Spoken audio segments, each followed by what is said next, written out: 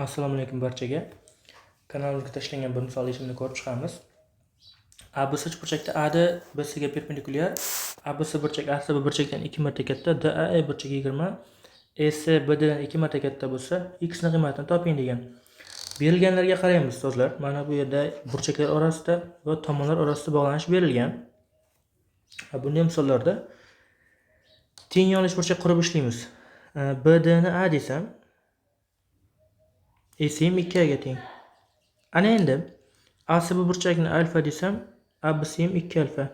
Men AB ga teng kesma chiqaraman tashqaridan.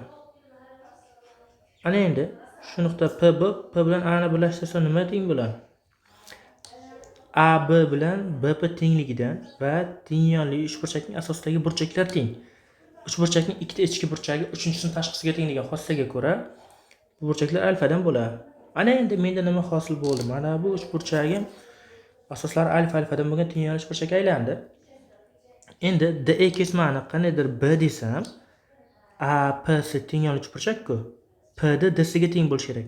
DC nimaga teng? 2A plus B. Demak, P ga nima qoldi? A plus B. AB BP ga teng edi bu ham. A plus B. Natijada nima hosil bo'ldi? Mana bu uchburchagim teng yonli bo'lib qoldi. ABE. ABE teng yonli bo'lib qoldi. Men AE da burchakda 70 gradusligini bilaman. 70 gradusligini bilaman. Endi mana bu burchak ham 70, bu ham 70. 2 alfam nimaga teng?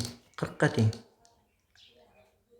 Demak, alfam 20 ga teng. X plus alfam 70 ga teng.